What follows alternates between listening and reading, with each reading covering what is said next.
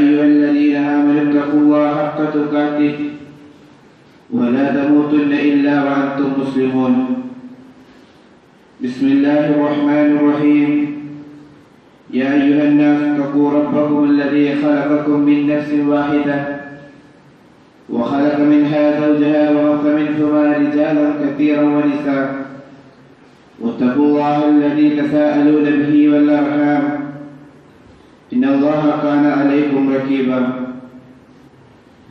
بسم الله الرحمن الرحيم. يا أيها الذين آمنوا اتقوا الله وقولوا قولا سديدا يصلح لكم أعمالكم ويغفر لكم ذنوبكم ومن يطع الله ورسوله فقد فاز فوزا عظيما. أما بعد فإن خير الحديث كتاب الله وخير الهدي هدي محمد صلى الله عليه وسلم وشر الأمور محدثاتها وكل محدثة بدعة وكل بدعة ضلالة وكل ضلالة في النار. أعوذ بالله من الشيطان الرجيم. بسم الله الرحمن الرحيم. يا أيها الناس اتقوا ربكم إن زلزلة الساعة شيء عظيم يوم ترونها تفعل كل مرضئة عما أرضعت وتضع كل ذات حمل حملها وترى الناس سكارى وما هم بسكارى ولكن عذاب الله الشديد. സ്നേഹാദരണീയനായ സത്യവിശ്വാസിനികളെ, അല്ലാഹുവിന്റെ വിധിവിലക്കുകൾ ജീവിതത്തിന്റെ എല്ലാ മേഖലകളിലും സൂക്ഷിച്ചു പാലിച്ച് ജീവിക്കണമെന്ന് എന്നോടെന്ന പോലെ ഓരോരുത്തരായി വളർത്തുകയാണ്, വസിയ്യത്ത് ചെയ്യുകയാണ്. ഓരോ വിശ്വാസിയും അവന്റെ വിശ്വാസത്തിന്റെ അടിസ്ഥാനത്തില് ഇസ്ലാം കാര്യം എന്താണ്, ഈമാൻ കാര്യങ്ങൾ ആരാണ് എന്ന വിശ്വാസത്തിന്റെ അടിസ്ഥാനത്തില് ജീവിതം മുന്നോട്ട് കൊണ്ടുപോകുമ്പോ ഏകനായ ഇലാഹ് അല്ലാഹു ഏകനാണ് എന്ന് വിശ്വസിക്കുന്നത് പോലെ തന്നെ ലോകത്തിലുള്ള വിശ്വാസവും വളരെ പ്രധാനമാണ്.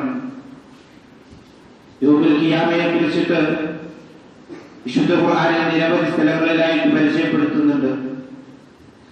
അത് വരിക തന്നെ ചെയ്യും. അതിന്റെ പ്രകമ്പനം ഭയാനകരമാണ്. അന്യ ദിവസമൊന്നും ബാക്കിയാവുകയില്ല. നിങ്ങളുടെ റബ്ബിന്റെ ഏകനായ ഇലാഹിന്റെ മുഖം മാത്രം ബാക്കിയാവും. അതല്ലെങ്കിൽ അതിന്റെ അടയാളങ്ങൾ ഇങ്ങനെ എണ്ണി നിരവധി ആയത്തുകളിലായിട്ട് ഹദീസുകളിലായിട്ട് പഠിച്ചവരാണ്, മനസ്സിലാക്കിയവരാണ്. പരലോകത്തിലുള്ള വിശ്വാസം പോരാ. ആ വിശ്വാസം വിശ്വസിച്ചത് കൊണ്ട് മാത്രം പോരാ. ജീവിതത്തിൽ എനിക്കൊരു മരണമുണ്ട്, മരണശേഷം എനിക്കൊരു ഖബർ ജീവിതമുണ്ട്, അതിനുശേഷം പരലോകത്ത് ഞാൻ വിചാരണ ചെയ്യപ്പെടുമെന്ന ബോധത്തോടു കൂടിയായിരിക്കണം ഒരു സത്യവിശ്വാസിയുടെ, അതല്ലെങ്കിൽ സത്യവിശ്വാസിനിയുടെ ജീവിതം മുന്നോട്ട് കൊണ്ടുപോകേണ്ടത്. ആ ഒരു ലക്ഷ്യം മുൻനിർത്തിക്കൊണ്ടായിരിക്കണം നമ്മുടെ കർമ്മങ്ങള്, നമ്മുടെ പ്രവർത്തനങ്ങള് പ്രവർത്തിച്ചു കൂട്ടേണ്ടത്. നമുക്കറിയാം, ഒരു പെരുന്നാൾ കഴിഞ്ഞു പോയി, ഉദൂഹിയത്തിന് ഓടി കൂടിയിട്ടുണ്ട്.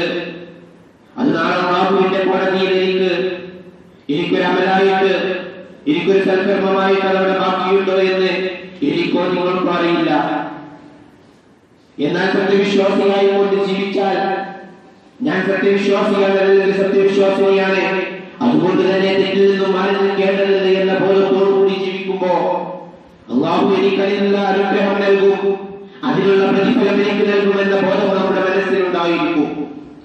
അതിന്റെ അടിസ്ഥാനത്തിലാണ് ഓരോ മനുഷ്യരും ജീവിച്ചിരിക്കുന്നത്. നേരം പുലരുമ്പോ എനിക്കൊരു ഉച്ച സമയം വരാനുണ്ട്, അതല്ലെങ്കിൽ പഠിക്കുന്ന ഒരു വിദ്യാർത്ഥിയെ സംബന്ധിച്ചിടത്തോളം നല്ലൊരു ഭാവി ജീവിതമുണ്ട്. വിവാഹം കഴിഞ്ഞ വ്യക്തിയെ സംബന്ധിച്ചിടത്തോളം, ഒരാളിനെ ഒരു പെണ്ണാകട്ടെ, നല്ലൊരു ദാമ്പത്യ ജീവിതം, നല്ലൊരു കുടുംബം എനിക്ക് ഇനി വരാനുണ്ട്, എനിക്ക് ശേഷം എന്റെ തലമുറയിലൂടെ ജനിക്കാനുണ്ട് എന്ന ഓരോ വിശ്വാസത്തിന്റെ അടിസ്ഥാനത്തിൽ നമ്മൾ ജീവിക്കുമ്പോ ഇതിലെല്ലാം ഇതിന് മുന്നോടിയായിട്ട് ഏകനായ ഇലാഹുണ്ട്, അതോടൊപ്പം തന്നെ പരലോകത്തേക്ക് വരാനുണ്ട് എന്ന ബോധം എനിക്കും നിങ്ങൾക്കും ഉണ്ടാകേണ്ടതുണ്ട്. മനുഷ്യനെ സംബന്ധിച്ചിടത്തോളം 4 ജീവിതമുണ്ടവന്.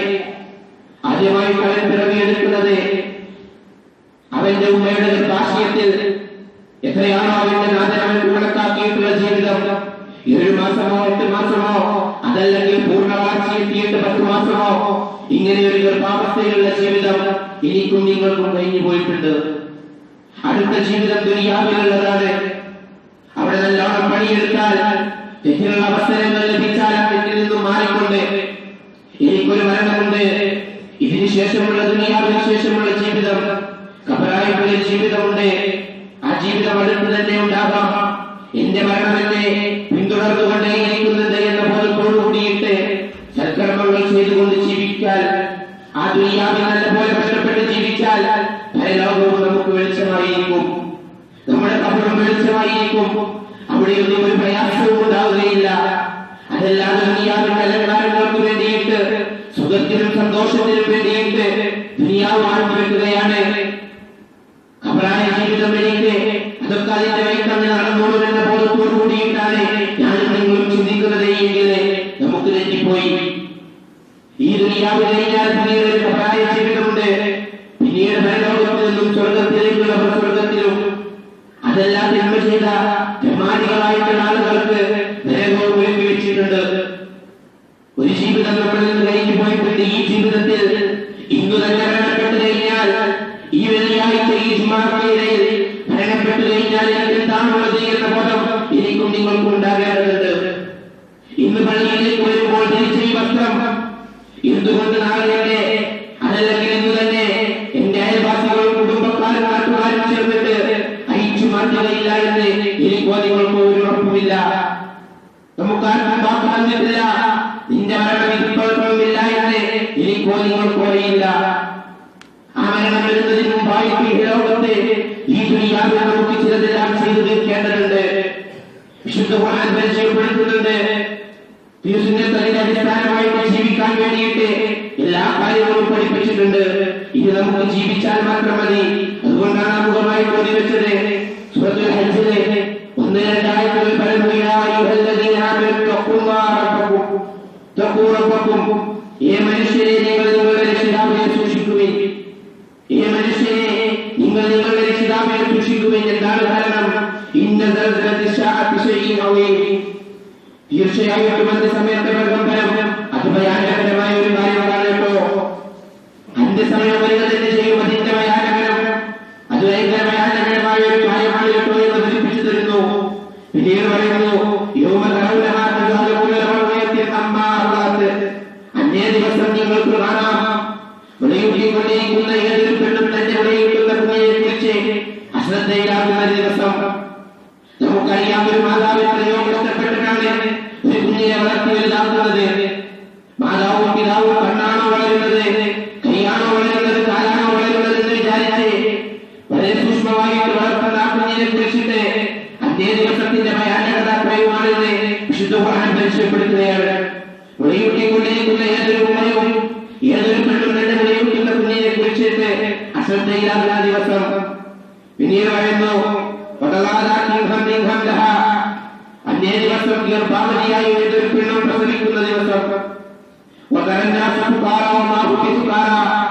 അന്നേ ദിവസം നിങ്ങൾക്ക് കാണാം ജനങ്ങളെ ഒരു മറ്റു പിടിച്ച അവസ്ഥയില്, ഒരു ഭ്രാന്തമായ അവസ്ഥയില് നിങ്ങൾക്ക് ജനങ്ങളെ കാണാം. തീർച്ചയായിട്ടും അല്ലാഹുവിന്റെ ശിക്ഷ അത് കാഠിന്യമുള്ളതാണ് കേട്ടോ. അല്ലാഹുവിന്റെ ശിക്ഷ കാഠിന്യമുള്ളതാണ്. ഇതെല്ലാം എണ്ണി എണ്ണി പറയുകയാണ്. 5 ദിനം വരാനുണ്ട്. അതിന്റെ എങ്ങനെയാണ്? അന്നേ ദിവസം വിളയൂട്ടുന്നത് ഏതൊരു പെണ്ണും എന്റെ വിളയൂട്ടുന്നതിനെ കുറിച്ചിട്ട് അശ്രദ്ധയാകുന്ന ദിവസം. അശ്രദ്ധയാണ് അവർക്ക്. കുഞ്ഞിന് ആവശ്യമില്ല, എനിക്ക് എന്റെ ജീവിതം മതി എന്ന് വിചാരിക്കുന്ന ദിവസം. അതുപോലെ തന്നെ ഒരു ഭാവനയായ ഒരു പെണ്ണ് പ്രസവിക്കുന്ന ദിവസം. എന്നിട്ട് അവസാനമായി തന്നെ പറയുന്നു, അല്ലാഹു പറയുകയാണ്, ഈ ദിവസം നിങ്ങൾക്ക് കാണാം അന്നേ ദിവസം ജനങ്ങൾ മറ്റു പിടിച്ചവരായിട്ട് നിങ്ങൾക്ക് കാണാം. തീർച്ചയായിട്ടും അല്ലാഹുവിന്റെ ശിക്ഷ അത് കാഠിന്യമുള്ളതാണ് കേട്ടോ. അതിനു മുമ്പായിട്ട് നിങ്ങൾ പണിയെടുക്കേണ്ടതുണ്ട്. ദുനിയാവിൽ പണിയെടുത്തുകൊണ്ട് പരലോകം വിജയമാക്കണമെങ്കിൽ ദുനിയാവിൽ കഷ്ടപ്പെടേണ്ടതുണ്ട് എന്ന് പരിചയപ്പെടുത്തുകയാണ്. മറ്റൊരിടത്ത് അവർ പരലോകത്തിൽ വിശ്വസിച്ചിട്ടുണ്ട്. സത്യവിശ്വാസികളായുള്ള ആളുകൾ അവർ പരലോകത്തിൽ വിശ്വസിച്ചുകൊണ്ട് അവരുടെ ജീവിതം പരലോകം വരാനുണ്ട് എന്ന ബോധത്തോടുകൂടി ആയിരിക്കുമെന്ന് ശുദ്ധ ഖുർആൻ പരിചയപ്പെടുത്തുകയാണ്. ലോകാവസാനം വന്നു കഴിഞ്ഞാൽ ആ ദിവസം അന്ത്യനാളിൽ എല്ലാം അവസാനിക്കും. അമുഖമായിട്ട് പറഞ്ഞും എല്ലാം അവസാനിക്കും. നിന്റെ റബ്ബിന്റെ മുഖം മാത്രം ബാക്കിയാവും. പരിചയപ്പെടുത്തുന്നു,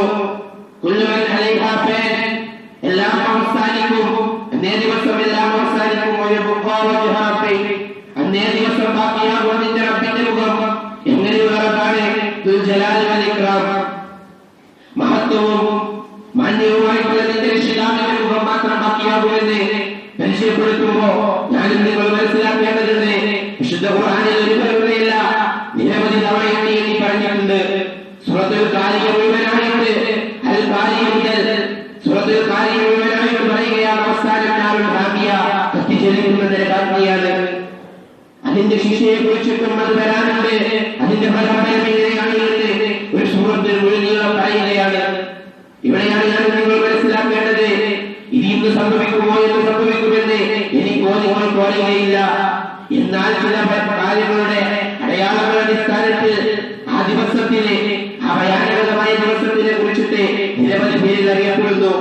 യൗമൽ-ആഖിറെന്നും ആഖിറെന്നും യൗമുൽ-സബ്തെന്നും യൗമുൽ ബഅ്സെന്നും യൗമുദ്ദീനെന്നും യൗമുൽ ഖിയാമ എന്നിങ്ങനെ നിരവധി പേരുകൾ ആ ദിനത്തെ പരിചയപ്പെടുത്തുമ്പോ ഞാനും നിങ്ങൾ മനസ്സിലാക്കേണ്ടതുണ്ട്. മരണത്തിന് മുമ്പായിട്ട് ആ പരലോകത്തിന് വേണ്ടിയിട്ട് അവിടെ സ്വർഗത്തിലേക്ക് വാങ്ങുന്ന നന്മ ചെയ്തവരുടെ കൂട്ടത്തിൽ മാറാൻ ഞാനും നിങ്ങൾ ശ്രമിക്കേണ്ടതുണ്ട്. അല്ലാഹുവിനെ വിശ്വസിക്കാത്തവർക്ക് അന്നൊരു രക്ഷയുമില്ല എന്ന് വിശുദ്ധ ഖുർആൻ പരിചയപ്പെടുത്തുമ്പോ ഞാനും നിങ്ങൾ മനസ്സിലാക്കേണ്ടതുണ്ട്. വിശുദ്ധ ഖുർആനിൽ പറയുന്നു, പർവ്വതങ്ങളും മലകളും പർവ്വതങ്ങളും എല്ലാം ഭൂമിയും തന്നെ ധൂളിയായിട്ട് പറക്കും. പാറിപ്പറന്നുകൊണ്ട് അതിന്റെ ആസ്ഥാനത്തിൽ നിന്ന് മാറിപ്പോകുന്ന ദിവസം അതാണ് യൗമുൽ ഖിയാമ എന്ന് ഞാൻ നിങ്ങൾ മനസ്സിലാക്കേണ്ടതുണ്ട്.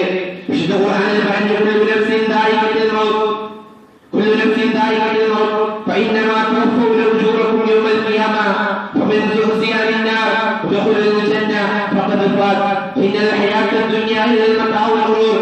നിശ്ചയമായിട്ടും എല്ലാ ശരീരവും മരണത്തിൽ ചിക്കുക തന്നെ ചെയ്യും. ആ മരണത്തിന് മുമ്പ് കറുത്തവനെന്നോ വെളുത്തവനെന്നോ പണക്കാരനെന്നോ പണിക്കാരനെന്നോ മുതലാളിയെന്നോ തൊഴിലാളിയെന്നോ വ്യത്യാസമില്ല. അമേരിക്കയിലെ എയർ കണ്ടീഷനിൽ നിൽക്കുന്ന ഭരണാധികാരിക്കും അവരും കൊണ്ടുവരണം. സൗദി അറേബ്യയിലെ രാജാവിനും കൊണ്ടുവരണം. അതേസമയം ഇതേ പള്ളിയിൽ ഒരുമിച്ച് കൂടിയ എനിക്കും നിങ്ങൾക്കും കൊണ്ടുവരണം. എല്ലാവർക്കും മരണമുണ്ട്. അതുകൊണ്ടാണ് പറഞ്ഞത് എല്ലാ ശരീരവും മരണത്തെ രക്ഷിക്കുക തന്നെ ചെയ്യും. നിങ്ങളുടെ പ്രതിഫലം ഉയർത്തെഴുന്നേൽപ്പിന്റെ ദിവസമില്ലാതെ പൂർണ്ണമായിട്ട് നൽകപ്പെടുകയില്ല.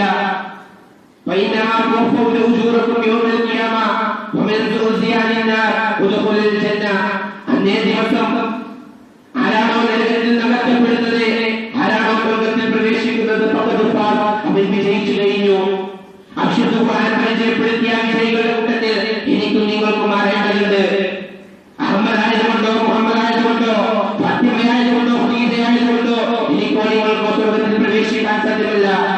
സത്യവിശ്വാസി എന്ന് പറഞ്ഞാൽ അസത്യവിശ്വാസികൾ പഠിപ്പിച്ച രൂപത്തിൽ, പ്രവാചകൻ പഠിപ്പിച്ച രൂപത്തിൽ, വിശുദ്ധ ഖുർആൻ പറയുന്ന രൂപത്തിൽ, തിരുസുന്നത്ത് പറയുന്ന രൂപത്തിൽ ജീവിതം മുന്നോട്ട് കൊണ്ടുപോയാൽ അന്നേ ദിവസം വിജയിച്ചു കഴിഞ്ഞു എന്ന ആ വിജയികളുടെ കൂട്ടത്തിൽ എനിക്കും നിങ്ങൾക്കും മാറാം. എന്നിട്ട് പറയുന്നു, നിശ്ചയമായിട്ടും ജീവിതം എന്നത് കേവലം കബളിപ്പിക്കുന്ന വസ്തുവല്ലാതെ മറ്റൊന്നുമല്ല. ഈ ലോക ജീവിതത്തിൽ എന്തെല്ലാം സുഖമുണ്ടോ, സ്വത്തുണ്ടോ, സമ്പാദ്യമുണ്ടോ, സന്താനമുണ്ടോ, വിജ്ഞാനമുണ്ടോ, എല്ലാം അല്ലാഹു പരീക്ഷണത്തിനായി നൽകുകയാണ്. ഇവന് നൽകുന്ന ഈ വിജ്ഞാനം, ഇവന് നൽകുന്ന ഈ സമ്പത്ത്, ഈ സന്താനത്തെ ഇവൻ ഇസ്ലാമിന് വേണ്ടിയിട്ട് അതല്ലെങ്കിൽ നല്ല രൂപത്തിൽ ഉപകാരപ്രദമായി ഉപയോഗപ്പെടുത്തുന്നുണ്ടോ എന്ന് അറിയുവാൻ വേണ്ടിയിട്ട് പരീക്ഷണം എന്നോണം എനിക്കും നിങ്ങൾക്കും നൽകുകയാണ്. ഞാൻ നമ്മളോട് ഈ സമൂഹം മനസ്സിലാക്കേണ്ടതുണ്ട്. നമ്മൾ മനസ്സിലാക്കേണ്ടത് മുമ്പായിട്ട് അതല്ലെങ്കിൽ ആ മരണത്തിന് മുമ്പായിട്ട് ചിലതെല്ലാം ചെയ്തിരിക്കേണ്ടതുണ്ട്.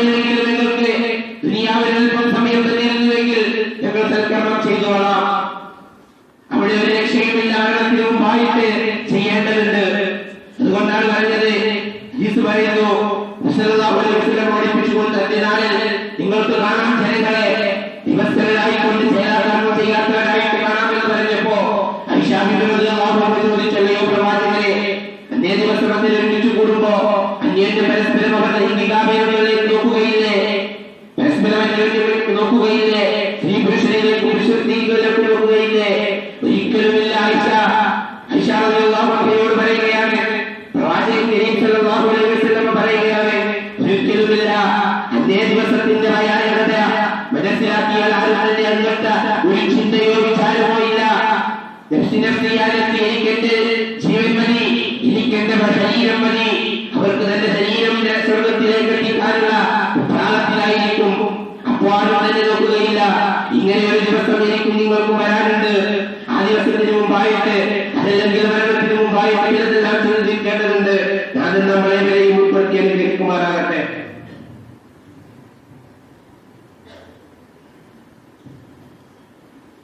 അൽഹംദുലില്ലാഹ്, സ്വലാത്തു വസ്സലാമു അലാ റസൂലിൽ അമീൻ വഅലാ ആലിഹി വസഹ്ബിഹി അജ്മഈൻ. അമ്മാ ബഅദ്. ഒരിക്കൽ കൂടി അല്ലാഹുവിനെ സൂക്ഷിച്ചു പാലിച്ച് ജീവിക്കണമേ എന്നും എന്നോട് എന്ന പോലെ ഓരോരുത്തരായി ഉണർത്തുകയാണ്, വസിയ്യത്ത് ചെയ്യുകയാണ്. യൗമുൽ ഖിയാമയെ കുറിച്ചിട്ട്, പ്രതിഫല നാളിന്റെ ദിവസത്തെ കുറിച്ചിട്ട് വിശുദ്ധ ഖുർആനിലും തിരുസുന്നത്തിലും എത്രത്തോളം പ്രാധാന്യത്തോടു കൂടിയിട്ടാണ് അതിന്റെ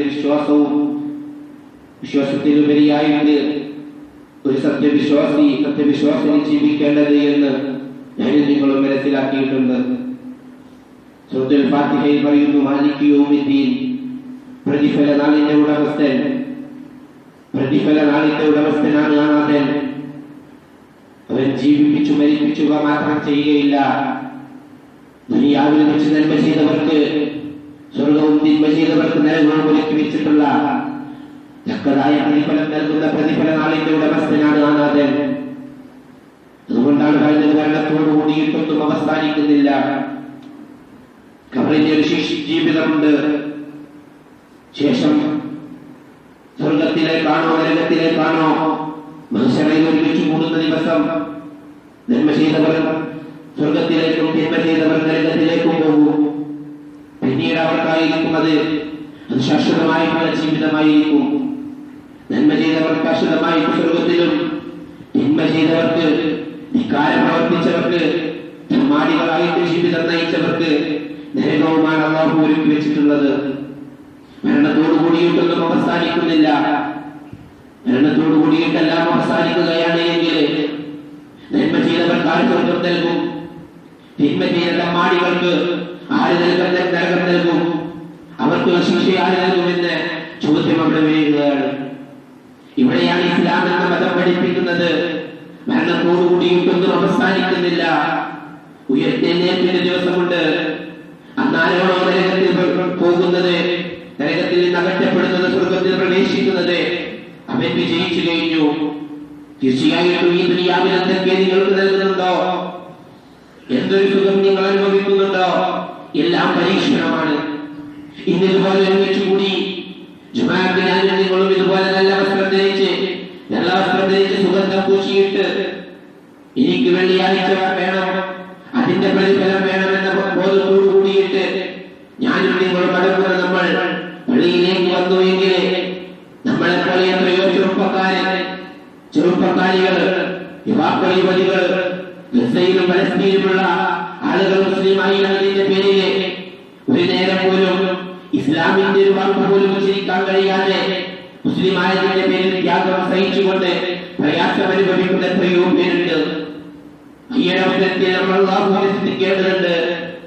ഇത്രയും മനോഹരമായിട്ടുള്ള അവസരങ്ങൾ നമുക്ക് ഒരുക്കി തന്ന, നല്ല സാഹചര്യം ഒരുക്കി തന്ന, നല്ല ജീവിതം ഒരുക്കി തന്ന നാഥനെ ഇങ്ങനെയാണ് നമുക്ക് വേണ്ടത് വെക്കാൻ സാധിക്കുക. ആ പരലോകത്തിന് മുമ്പായിട്ട്, ആ നരകത്തിന് ശിക്ഷയ്ക്ക് മുമ്പായിട്ട് അത് നേടിയെടുക്കാതെ സ്വർഗം മാത്രം മതി. സ്വർഗത്തെ കുറിച്ചിട്ട് എത്രയോ തവണ നമ്മൾ കേട്ടിട്ടുണ്ട്. ഒരു കണ്ണും കണ്ടിട്ടില്ലാത്ത, ഒരു കാതും കേട്ടിട്ടില്ലാത്ത, ഒരു മനസ്സും ചിന്തിച്ചിട്ടില്ലാത്ത അത്രയും മനോഹരമായിട്ടുള്ള ആ സ്വർഗത്തിൽ എത്തിപ്പെടാൻ എല്ലാവർക്കും ആഗ്രഹമുണ്ട്. പക്ഷെ ദുനിയാവിൽ പണിയെടുക്കാൻ എനിക്കോ നിങ്ങൾക്കോ സാധ്യമല്ല. ഒരൽപ്പം പ്രയാസം സഹിക്കാൻ വ്യഭിചാരത്തിന് അവസരം ലഭിച്ചാൽ സാരമില്ല. ഒരു വ്യഭിചാരത്തിന് അവസരം ലഭിച്ചാൽ ഇനി ഞാനത് ചെയ്യുകയില്ല, തൽക്കാലം ഇപ്പോൾ അത് ചെയ്യാമെന്ന വിചാരം എല്ലാവർക്കുമുണ്ടെങ്കിൽ, അതല്ലെങ്കിൽ തെറ്റ് ചെയ്യാനുള്ള അവസരം ലഭിച്ചിട്ട് ആരും കാണുന്നില്ലല്ലോ, മാതാവ് കാണുന്നില്ലല്ലോ, പിതാവ് കാണുന്നില്ലല്ലോ, നാട്ടുകാരറിയില്ല, വീട്ടുകാരറിയില്ല, ആ ബോധത്തോടു കൂടിയിട്ടാണ് നമ്മൾ ചെയ്യുന്നതെങ്കിൽ എല്ലാം കാണുന്നൊരു നാഥനുണ്ട്, എല്ലാം രേഖപ്പെടുത്തിയിരിക്കുന്നൊരു നാഥനുണ്ട്.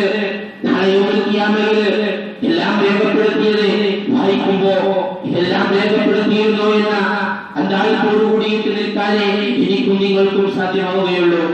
അതിന് മുന്നോടിയായിട്ട് സൽക്കർമ്മം ചെയ്തു തീർക്കേണ്ടതുണ്ട്. ഇങ്ങനെ നരകത്തെ കുറിച്ചിട്ടും സ്വർഗത്തെ കുറിച്ചിട്ടും വിശുദ്ധ ഖുർആനിലും തിരുസുന്നത്തിലും പഠിപ്പിക്കുമ്പോ അല്ലാഹുവിന്റെ പ്രവാചകൻ ഒരിക്കല് എന്റെ സഹാബത്ത് ഒത്തിച്ചിരിക്കുമ്പോ ഒരു ശബ്ദം കേട്ടു. പ്രവാചകൻ ചോദിച്ചല്ലയോ സഹാബത്തെ, എന്താണ് ആ ശബ്ദത്തെ നിങ്ങൾക്ക് അറിയുമോ എന്ന് ചോദിച്ച അവസരത്തില് അറിയില്ല എന്ന് പറഞ്ഞു തന്നാലും എന്ന് പറഞ്ഞപ്പോ പ്രവാചകൻ പഠിപ്പിക്കുകയാണ്, നരകത്തിന്റെ ആഴം മനസ്സിലാക്കാൻ വേണ്ടിയിട്ട് 70 വർഷം മുമ്പ് നരകത്തിലേക്ക് ഇട്ടൊരു കല്ലാണത്തിന്താർ നരകത്തിന്റെ അടിക്കുട്ടിലെത്തിയിട്ടുണ്ട്. അത്രത്തോളം 70 വർഷത്തോളം വൈദൂരമുള്ള ആ നരകത്തിലെ വിലകാവാൻ എനിക്കും നിങ്ങൾക്കും വേണ്ട. നമുക്ക് ആ നരകം വേണ്ട, ആ സ്വർഗം മതി. അല്ലാഹു ഒരുക്കിയിട്ടുള്ള ഒരു കണ്ണും കണ്ടിട്ടില്ലാത്ത കാഴ്ചകളുള്ള, ഒരു കാതും കേട്ടിട്ടില്ലാത്ത അത്രയും കൗതുകം നിറഞ്ഞ വാർത്തകളുള്ള, ഒരു മനസ്സിൽ ചിന്തിച്ചിട്ടില്ലാത്ത അത്രയും ചിന്താശേഷിയുള്ള മനോഹരമായിട്ടുള്ള ആ സ്വർഗം മതി എനിക്കും നിങ്ങൾക്കും.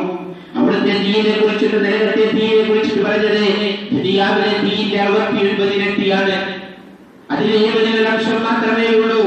ദുനിയാവിലെ തീയെങ്ങാനും ശരീരത്തിൽ കത്തിയമർന്നാൽ എനിക്കോ നിങ്ങൾക്കോ അതിന്റെ വേദന, അതിന്റെ പ്രയാസം ഉൾക്കൊള്ളാൻ സാധ്യമല്ല എങ്കിൽ നരകത്തിൽ ഇതിന്റെ 69 ഇരട്ടിയാണ് എന്ന് പഠിപ്പിച്ചു തരികയാണ്.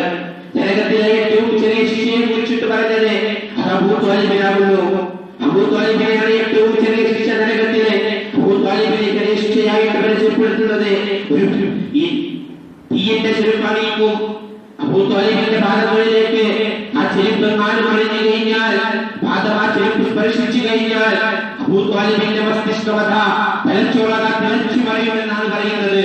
ഇങ്ങനെ അബൂ ത്വാലിബിനുള്ള ഈ ചെറിയ ശിക്ഷയെങ്കില് വലിയ വലിയ പൊതുപാപങ്ങൾ ചെയ്ത, ശിർക്ക് പോലെയുള്ള മഹാപാപങ്ങൾ ചെയ്ത ആളുകളുടെ ശിക്ഷ എത്രയായിരിക്കും? അറിഞ്ഞുമറിയാതെയും ഞാനും നിങ്ങളും ധാരാളം തെറ്റുകൾ ചെയ്തിട്ടുണ്ട്. നരകത്തിലെല്ലാം തീ കൊണ്ടാണ്. വസ്ത്രമാകട്ടെ പാനീയമാകട്ടെ എല്ലാം തിളച്ചതാണ്, എല്ലാം അഗ്നിയാണ് എന്ന് പരിചയപ്പെടുത്തുമ്പോ ആ നരകത്തിലെ കാവൽക്കാരായിട്ടുള്ള കഠിനഹൃദയരായിട്ടുള്ള മലക്കുകൾ ഒരിക്കലും ഒരു ശുപാർശയില്ല, ഒരു ദയാദാക്ഷിണ്യത്തോടു കൂടിയിട്ട് നോക്കുകയില്ല, അവർക്കൊരു കരുണയും നൽകുകയില്ല. കരുണയാകട്ടെ നീട്ടിയിട്ടില്ലാത്ത മലക്കുകളാണ് നരകത്തിന്റെ കാവൽക്കാരെന്ന് പഠിപ്പിക്കുമ്പോ ആ നരകം എനിക്കും നിങ്ങൾക്കും വേണ്ട, നമുക്ക് സ്വർഗം മതി. അത്തരത്തിൽ ജീവിക്കുന്ന സത്യവിശ്വാസിയായിട്ട് മാറാൻ എനിക്കും നിങ്ങൾക്കും സാധിക്കേണ്ടതുണ്ട്. ആധാരങ്ങളിൽ നിന്നും മരണപ്പെട്ടു പോയ ഞങ്ങളുടെ മാതാപിതാക്കളുടെ മിത്രാദികള് അവരെയും ഞങ്ങളെയും ഇതുപോലെ ഒരുമിച്ച് കൂട്ടുന്ന മഹാഭാഗ്യവാന്മാരെ ഞങ്ങളെവരെയും ഉൾപ്പെടുത്തിയിരിക്കുമാറാകട്ടെ. നാഥ, എത്രയോ പേര് രോഗം കൊണ്ടും പലിശ കൊണ്ടും കഷ്ടപ്പെടുന്നവരുണ്ട്. നാഥ, അവരുടെ രോഗവും പലിശയും നീ കഷ്ടപ്പെടുത്തുന്ന നീകരിച്ചു നൽകണമേ. നാഥ, ഒരു വിവാഹപ്രായമെത്തിയിട്ട് ഒരു വാഹിക ജീവിതം സ്വപ്നം കണ്ടിൽ വെക്കുന്ന എത്രയോ സഹോദരൻ. يا أيها الذين آمنوا اتقوا الله حق تقاته ولا تموتن إلا وأنتم مسلمون. بسم الله الرحمن الرحيم. يا أيها الناس اتقوا ربكم الذي خلقكم من نفس واحدة وخلق منها زوجها وبث منهما رجالا كثيرا ونساء واتقوا الله الذي تساءلون به والأرحام إن الله كان عليكم رقيبا. بسم الله الرحمن الرحيم.